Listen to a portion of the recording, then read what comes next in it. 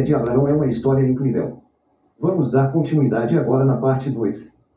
E vamos ver com detalhes como venceu tudo pela fé. Fique até o fim e aprenda como Volt também poderá vencer qualquer situação, assim como Abraão venceu pela fé, um homem usado por Deus que nos deixou exemplo de como agradar ao Senhor e receber muitas bênçãos, mesmo tendo momento de fraqueza e erro, se levantou, honrava e era honrado por Deus. Até o final dessa linda história de vida e fé, você será tocado pelo Espírito do Senhor Deus e será transformado um verdadeiro vencedor pelo exercício da fé. Deus dá a promessa do seu filho que iria nascer mesmo na velhice. Preste bem atenção nesse trecho. Mas não queira ajudar ao Senhor, para não estragar tudo. Deus reafirmou a promessa da terra e de que Abraão teria um filho. Surai era estéril, por isso acabou se aproveitando de uma lei que dizia que, se uma mulher fosse estéril, seu esposo poderia ter um filho com uma concubina, e a criança seria considerada filho legítimo de sua esposa. Abraão errou e consentiu e, aos 86 anos, teve um filho com a concubina Agar, que era serva de Surai, e o menino chamou-se Ismael. No entanto, Agar começou a tratar Surai de forma insolente, tratando-a com desprezo. A forma indiferente com que Agar tratava a Surai tornou-se algo tão evidente que Surai reclamou com Abraão. Ele disse à esposa que poderia tratar o assunto como ela achasse necessário. Surai maltratou tanto Agar que a escrava egípcia pegou o menino e fugiu para o deserto. Gênesis 1:6 verso 6. Um anjo encontrou-se com Agar no deserto. Ele a orientou a retornar e submeter-se à sua senhora, prometendo que os descendentes de Ismael se tornariam uma grande nação, os árabes. Esse episódio relata um lapso na fé de Abraão. Ele foi impaciente. Surai era uma boa pessoa, porém seu conselho não era bom. A aliança de Deus com Abraão não precisava da ajuda humana. Até hoje, muçulmanos e judeus brigamos, principalmente por Jerusalém, reivindicam a posse do território que era de seu pai e tudo isso porque Abraão ouviu um conselho que não era para ser ouvido. Sempre haverá consequências negativas na nossa vida quando quisermos colocar a nossa mão naquilo que Deus está construindo com a dele. 13 anos depois Deus voltou a falar com Abraão, Gênesis 17. Deus se revelou a Abraão como o Deus Todo-Poderoso, El Shaddai. Este era o nome de Deus para Abraão. Décadas depois, para os judeus, Deus se revelou como eu sou o que sou. Como os judeus temiam falar o nome de Deus, mencionavam o nome Yahweh, que era como se fosse a pronúncia de uma sigla das iniciais do nome que Deus revelou a Moisés, YHWH. Mas a Abraão Deus se revelou não como eu sou o que sou, mas sim como o Todo-Poderoso. E isso foi proposital de Deus para com Abraão, pois só um Deus que tem todo o poder pode fazer um casal cujo esposo tem 100 anos, e a esposa 90 anos, gerar um filho de modo natural. Gênesis 1:7 verso 17. Como sinal físico da aliança de Abraão com o Senhor, este o instruiu a circuncidar-se e a todos os membros de sua casa e, a partir daquela data, todas as crianças do sexo masculino deveriam ser circuncidadas 8 dias após o nascimento, o Brit Milá, pacto da circuncisão, religiosamente guardado pelos judeus até os dias de hoje. Nesse mesmo período Deus mudou o nome de Abrão para Abraão, e de Surai para Sara. Abrão significa pai exaltado, e passou a ser Abraão, que significa pai de multidões. Surai significava contenciosa, e passou a ser Sara, que significa princesa. Pouco tempo depois o Senhor apareceu a ele em sua tenda reafirmando a promessa que Sara teria um filho. Tanto Sara quanto Abraão riram. O riso de Abraão, Gênesis 1:7 verso 17, parece ter sido uma expressão de alegria, enquanto o de Sara, Gênesis 1:8 verso 11 e 15, uma expressão de incredulidade que ela, vergonhosamente tentou desmentir. Por isso o menino chamou-se Isaque, que significa riso. O nome Isaque se origina da raiz hebraica Sarak, que significa rir. Deduz-se que, nesse dia, Deus fez uma parada no caminho para sua ação mais devastadora, devendo julgar Sodoma e Gomorra devido à maldade desse povo. Deus deu a Abraão o privilégio de compartilhar dessa informação. Numa cena comovente, Abraão mostrasse ser o pai das nações ao ousar interceder por esses estrangeiros. Destruirás o justo com o pecador? Pergunta ele, Gênesis 1:8 verso 23. Abraão consegue que Deus concorde em poupar as cidades se houver 50 justos. Depois continua a negociar o número até chegar a apenas que justos. Veja agora como a preocupação com as pessoas pode trazer a misericórdia de Deus. Mas os depravados cidadãos de Sodoma e Gomorra mostraram-se indignos da intervenção de Abraão. Os anjos não conseguiram encontrar sequer que justos. Logo cedo, na manhã seguinte, quando Abraão se levantou e saiu para contemplar o vale do Jordão, onde ficavam as duas cidades, viu a fumaça subir da terra, como a fumaça de uma fornalha. Gênesis 1:9.28. Mas em resposta ao apelo de Abraão na véspera, Deus avisou a Ló e sua família. Embora a esposa de Ló tenha perecido na destruição dessas cidades, Ló e suas filhas sobreviveram fixando-se no planalto oriental daquela região da bacia do Jordão. A promessa tarda, mas não falta. Veja o nascimento do filho dos meninos. Logo após, Sara deu à luz Isaque. Quando Isaque nasceu, Ismael era aproximadamente da idade de 14 anos. Gênesis 1:6 verso 16, 17 verso 17. Isso aparentemente gerou uma grande ameaça a Agar, que até aquele momento acreditava que Ismael seria o único herdeiro de Abraão.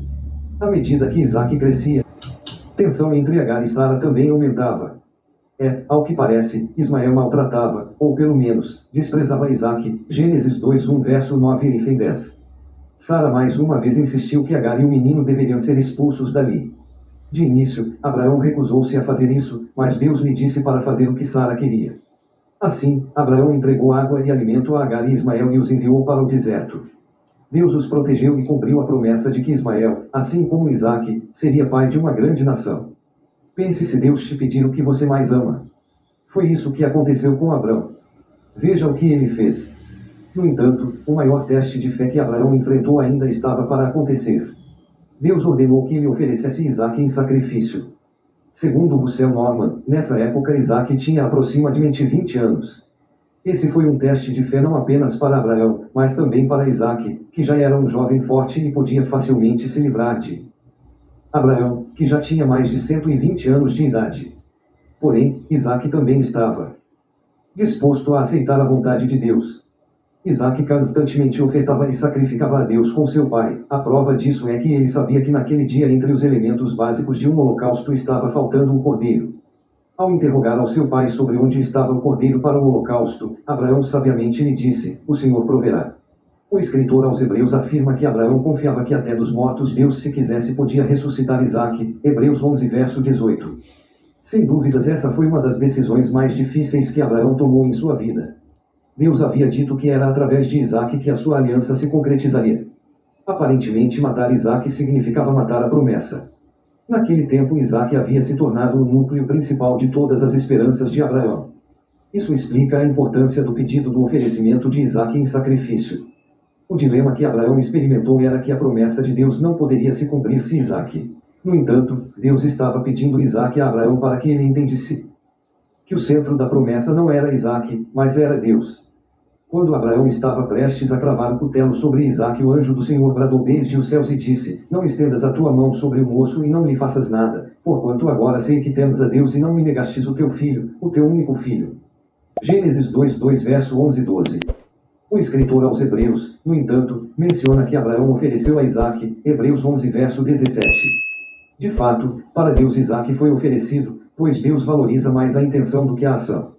A ação pode não ter sido a morte de Isaque em sacrifício, mas a intenção em obediência à voz de Deus foi de entrega completa. O sacrifício de Isaque foi aceito sem ele ter sido sacrificado. Algum tempo depois, Sara faleceu, na idade de 127 anos, em Kiriat-Arba, que é Hebron, território de Canaã. Gênesis 2:3 verso 1. Foi enterrada na caverna do campo de Macpela. O local, na região de Hebron, tornou-se a partir daquele momento o lugar de sepultamento da família. Era costume das famílias daquele tempo levar seus mortos de volta para casa, a fim de sepultá-los em suas terras. Até alguns patriarcas fizeram isso. Gênesis 5:0 verso 4 de maio de 25. Porém, Sara não foi conduzida para Aurora. Gênesis 1:1 verso 31-32, mas foi sepultada em Canaã. O túmulo da família de Abraão em Canaã era uma declaração muda e poderosa: "E este terra é nossa, esta terra é nosso lar, conforme o Senhor prometeu." 3 anos depois da morte de Sara, sendo já Abraão velho e adiantado em dias, arranjou um casamento para Isaque, que na época tinha 40 anos. Ele escolheu seu servo Eliezer para escolher uma mulher em meio à sua parentela, os descendentes de seu irmão Naor. Gênesis 24. Isso manteria a integridade da linhagem familiar, evitando a possibilidade de Isaque se casar com uma cananeia. Arranjo para escolher a esposa de Isaque também fez com que o rapaz permanecesse na terra prometida e não fosse exposto às influências pagãs para encontrar sua noiva. Com isso, até mesmo em sua morte, Abraão tomou medidas para proteger os dois maiores aspectos da sua aliança com Deus, a sua terra e a sua descendência. Como a Bíblia ensina que não é bom ficar só, já viúvo Abraão se casa novamente e teve mais filhos. Depois Deus o recolheu para o seu lugar no céu. Algum tempo depois Abraão casou-se com Quetura, que lhe deu 6 filhos, Zinran, Joksã, Medan, Midian, Isbaque e Suá, Gênesis 2:5 verso 1:6, L. Crônica 1 verso 32-33. Os midianitas são descendência de Midian, o quarto filho de Abraão com Quetura. Mas apenas Isaque teve direito à herança de Abraão, como dizem as escrituras. Abraão deu tudo o que tinha a Isaque, Gênesis 25 verso 5. Por fim, os midianitas tornaram-se inimigos dos israelitas, embora tenha sido por intermédio deles que Moisés aprendeu sobre a fé que fora revelada a Abraão. Os dias de Abraão foram 175 anos, Gênesis 2:5.7. O que significa que ele andou com Deus durante um século, Gênesis 1:2 verso 4. Abraão começou a andar com Deus e percorreu o caminho completo. Apesar de seus erros ocasionais, Abraão realizou a vontade de Deus e por ele foi usado para abençoar. Abraão foi sepultado pelos seus 2 primeiros filhos, Ismael e Isaque, Gênesis 25 verso 9, ao lado de Sara, na caverna de Macpela. Para os judeus, a história de Abraão é de importância nacional, pois marca a transição para o início de sua existência como povo e o seu direito divino à terra de Israel. No sentido religioso, também simboliza a ruptura com a idolatria pagã e o compromisso com o monoteísmo, em servir somente ao Senhor. Abraão viveu o processo da promessa na íntegra. No começo da peregrinação de Abraão, Deus lhe disse: vai para a terra que eu te mostrarei, Gênesis 1:2 verso 1. Mais tarde, disse: eu te darei, Gênesis 1:3 verso 15 e 17. Então, sua palavra a Abraão foi: a tua descendência dê esta terra, Gênesis 1:5.18. Em 2 Crônicas 20 verso 7 e Tiago 2 verso 23, Abraão é chamado de Amoziggo de Deus. A universalidade desse título para o pai da nação hebraica está refletida no nome da mesquita construída em sua honra em Hebron, isto é, Al-Khalil, o Amoziggo. Segundo a tradição, esta mesquita está construída exatamente sobre o local em que estão enterrados Abraão e sua família no campo de Macpela. Em Gênesis 23 verso 19 a Bíblia afirma que eles foram realmente sepultados em Hebron. Você hoje é convidado a usar os bons exemplos da vida de Abraão e fé para ver na força do Espírito Santo. Se esse vídeo te ajudou, inscreva-se no canal, deixe seu like, seu comentário e envie para alguém que você gosta. Isso fará com que o YouTube mostre para mais pessoas. Até o próximo vídeo.